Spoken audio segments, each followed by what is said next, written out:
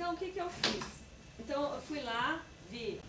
E a água que cai aqui, uma parte vai para lá, outra parte vem para cá.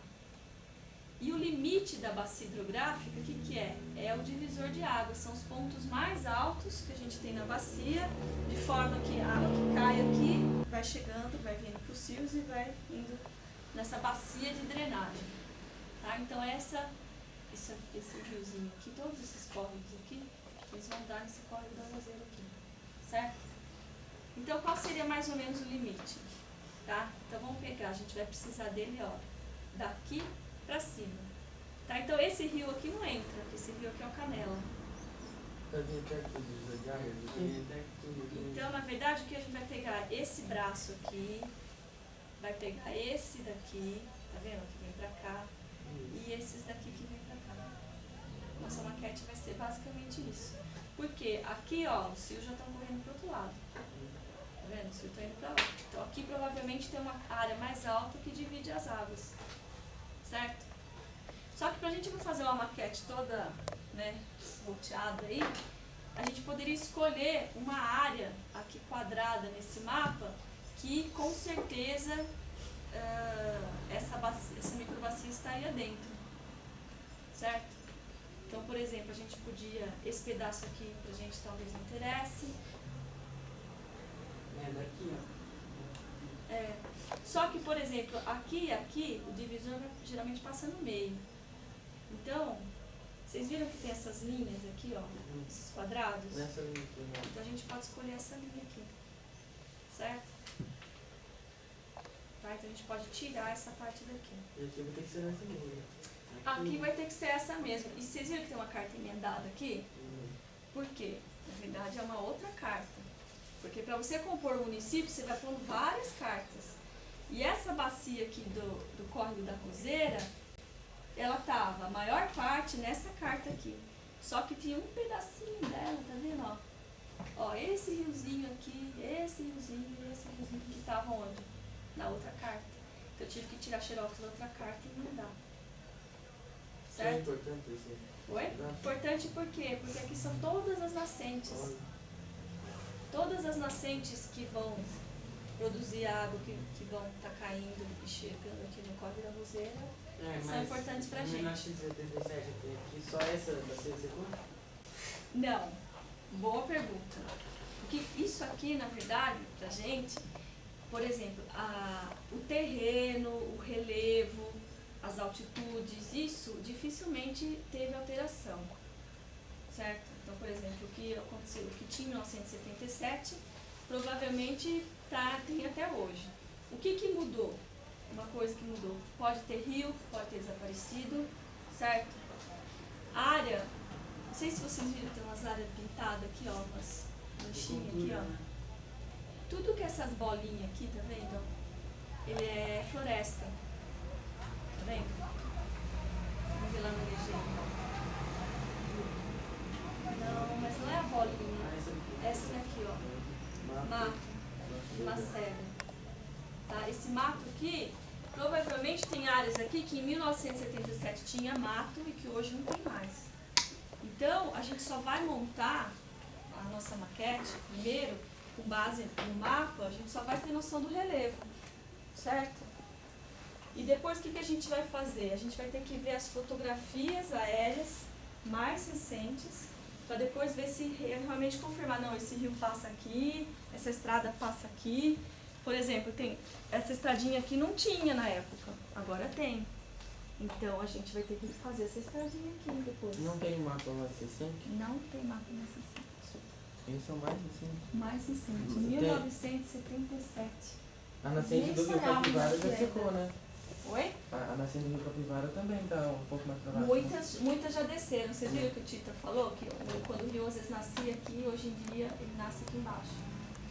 Então, provavelmente, tem muita coisa aqui de rio, de vegetação e de estrada, de construções que mudou, certo? Que nem... Tá vendo esses pontinhos pretos aqui, ó? É casa, São casas. São essa propriedades. área aqui, então já ia estar cheio. Já ia estar cheio de casinha, porque quando a gente foi lá, vocês viram que tem um condomínio.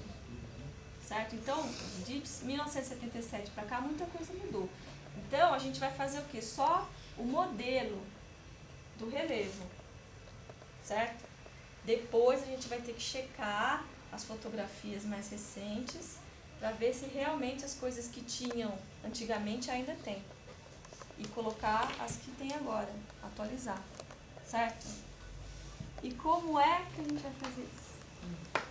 Boa pergunta. Muita paciência. Então vamos lá. Outra coisa importante. Então vocês viram que tem legenda que tem vegetação, tem rio, tem estrada, tem até linha de alta tensão. Eles colocam aqui, ó, rede elétrica, aparece também no mapa. Mas, então, isso pra gente agora não vai interessar. Vai interessar só tirar o relevo, né? Só o modelo do terreno, tá? Então, o que a gente vai usar? Vocês estão vendo que tem esse monte de curvinha aqui? Tá? Essas curvinhas são curvas que têm a mesma altitude no campo.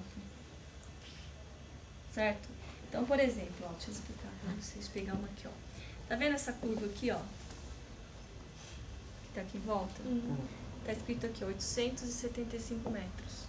Significa que toda essa parte aqui, ó, está a 875 metros no nível do mar. Certo? Depois você tem uma outra curvinha aqui. Essa curva aqui já tem outra altitude. Que tá escrito aqui.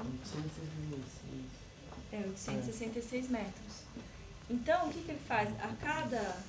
E daí vocês vão ver, por exemplo, essa aqui é 875, certo? Vamos pegar uma outra, ó. Tá vendo essa outra que passa aqui? 850. Então, significa o quê? Você tem uma aqui que é 875. Essa daqui é 850. E significa o quê? Que daqui pra cá você tem 25 metros de diferença de altitude.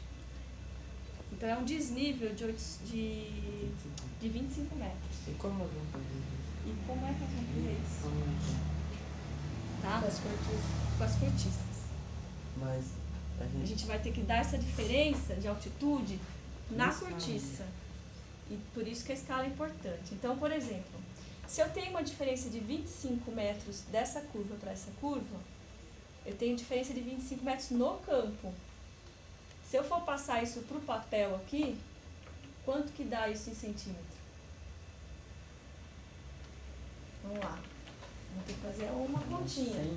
0,25, né? 0,25.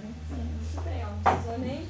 Vocês querem que eu faça aqui? Então, quando a gente fala da escala de 1 para 10 mil, significa o quê? Que cada 1 centímetro marcado no papel equivale a 10.000 centímetros medidos no campo.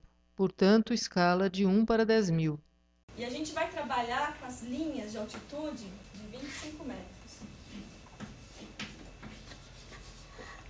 Certo? Nesse caso, a quantos centímetros equivalerá cada espaço entre duas linhas de altitude representadas no papel? Para encontrar qual é esse valor, temos de saber a quantos metros correspondem 10.000 centímetros. Portanto, se 1 metro tem 100 centímetros, 10.000 centímetros tem quantos metros? Se 1 metro corresponde a 100 centímetros, então 10.000 centímetros corresponderão a x metros. Dessa forma, x vezes 100 é igual a 1 metro vezes 10.000 centímetros. Isolando x no primeiro membro da equação, teremos x igual a 1 metro vezes 10.000 centímetros dividido por 100 centímetros. Teremos, então, x igual a 100 metros. Portanto, 10.000 centímetros equivalem a 100 metros. Então, se 1 centímetro no papel corresponde a 10.000 centímetros no campo e 10.000 centímetros equivalem a 100 metros, podemos calcular o valor em centímetros para 25 metros. 1 centímetro no papel corresponde a 100 metros no campo. Portanto, 25 metros no campo correspondem a x. Dessa forma, x vezes 100 metros é igual a 25 vezes 1 centímetro. Portanto, x é igual a 25 metros vezes 1 centímetro divididos por 100 metros. Vai ser igual a 25 dividido por 100. É igual 0,25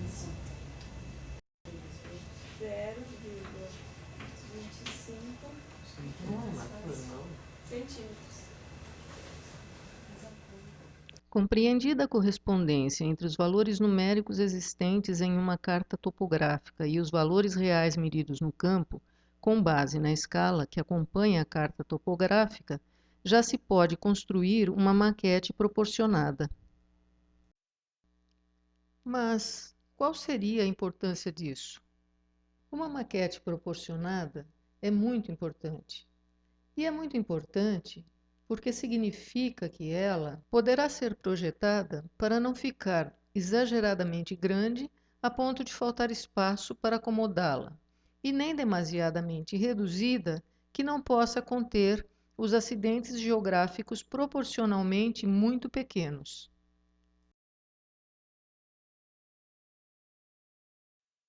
Significa também que terá todos os seus componentes representados na mesma escala, portanto, com medidas proporcionais comparáveis entre si. Significa ainda que permitirá obter, por meio de cálculos simples, as medidas reais de campo de tudo aquilo que nela estiver representado, como árvores e rios.